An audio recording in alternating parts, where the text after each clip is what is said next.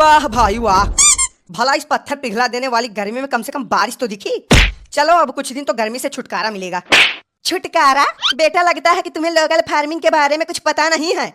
ये जो 4-6 बूंदे बरस रही है ना, कल यही तुम्हारा 4-6 लीटर पसीना नहीं निकल गया तो मैं अपना नाम बदल दूंगा।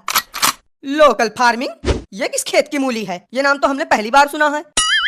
हाँ, इस चीज के बारे में हमने भी कुछ नहीं सुना। लगता है कि मार्केट में कोई नई चीज आई है।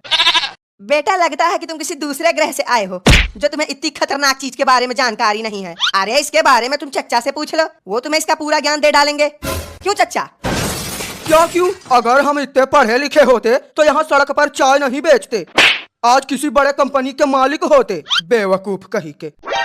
गधे जैसी शकल है और गधे जैसी बातें, तुम जैसे लोगों को बस पढ़ती हैं लाते।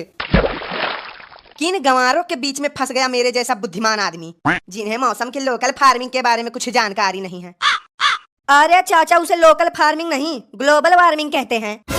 इसे ही बोलते हैं कि अधूरा ज्ञान खतरनाक होता है। होगा इनकी बेइज्जती सबके सामने। लो, जिनको खुद कुछ मालूम नहीं है वो चले हैं ज्ञान बांटने। किन मूर्खों को अपनी दुकान पर बिठा लेते हो चच्चा? अरे बेटा, हम थोड़ी बिठाते हैं इन भिखारियों को। ऐसे नमूने बेरोजगार तो यहीं पड़े पड़े कुर्सी तोड़ते रहते हैं। नहीं चाचा, तुम्हारी बात में दम तो है। खैर छोड़ो इनको, लाओ बढ़िया एक प्लेट गर्मा गर्म चाय पकौड़े लगाओ, क्योंकि बरसात के मौसम में गर्मा गर्म चाय पकौड़े खाने की बात ही कुछ और है। हाँ चाचा, एक प्लेट हमारे लिए भी लगा देना। बेटा, आज तो दुकान पर खाली चाय ही मिलेगी, पकौड़े तो बनाए नहीं हमने, क्योंकि पकौड़े बनाने का बेसन खत्म हो गया है। यही कारण है चाचा, जिससे तुम्हारी दुकान ठप रहती है। जब भी कोई कुछ खरीदने आता है तो बोलोगे बेटा आज ये नहीं है, आज वो नहीं है, कल ये नहीं था, परसों वो नहीं था। अरे जब दुकान में सामान ही नहीं रहेगा तो आमदनी कहाँ से होगी? अब मैं ही क्या करूं बेटा, आज के समय में महंगाई ही इतनी है कि कुछ पैसा बचता ही नहीं, और अगर कुछ पैसा बच भी जाए तो उसमें से आधा हमारे पौए में चला जाता है और बाकी बचा आधा पैसा लाइट वाले बिजली बिल में वसूल लेते हैं। चाचा, एक बात हमारे समझ में नहीं आ रही कि बरसात में लाइट तो बराबर आती है नहीं, फिर उसका बिल कैसे आ जाता है? बेटा, ये बात तुम्हारी समझ में आएगी भी नहीं, इसलिए हमारी एक बात हमेशा याद रखना कि बिजली बिल और एक आदमी का दिल कब, कहां और कैसे आ जाए ये कोई नहीं बता सकता। क्यों नहीं बता सकता कोई? ये तो हम ही बता सकते हैं। अरे हमारे यहाँ तो हर 10 दिन में बिजली का बिल आता है। अरे महाराज प्रभु, हम आप जैसे महाज्ञानी, अंतर्यामी और विद्वान की बात नहीं कर रहे हैं। और वैसे आपके यहाँ बिजली बिल हर 10 दिन नहीं बल्कि हर दिन आना चाहिए, ताकि जो आपका 1-2 लाख रुपए कर्जा बचा है वो खत्म हो सके। क्या 2 लाख रुपए कर्जा? इतनी तो हमारे 1 साल की आमदनी नहीं है जितना ये कर्जे में डूबे हैं।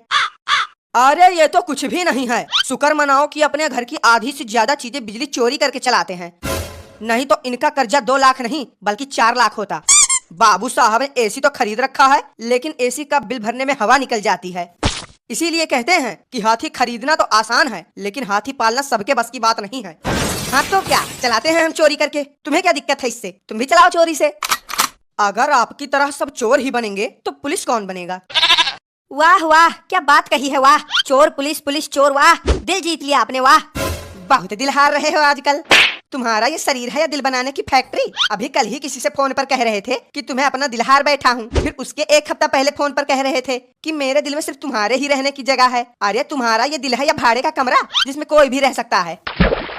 अरे वो तो बस हम खाली शायरी मार रहे थे। नहीं, ये सब बात तो गलत है, ऐसा नहीं करना चाहिए।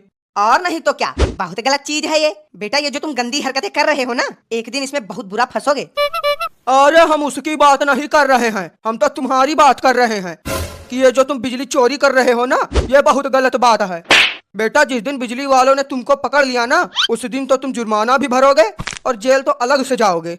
जीवन में हमारी एक बात हमेशा याद रखना कि भले ही 2 रोटी कम खाओ, लेकिन ईमानदारी की खाओ।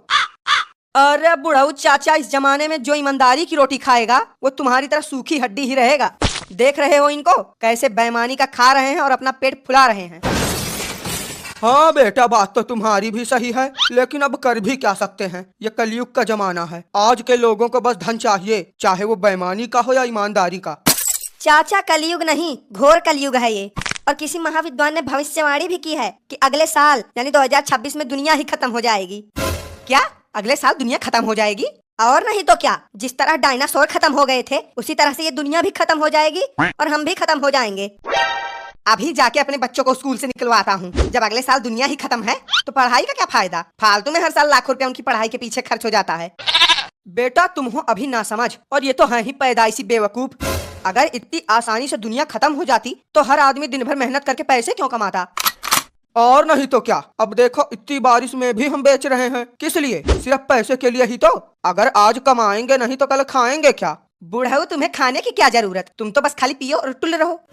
क्या टुल रहो हैं, क्या टुल रहो? मैं तुम्हारी कमाई का नहीं पीता, अपनी कमाई का पीता हूँ। तो इससे तुम्हें क्या दिक्कत है?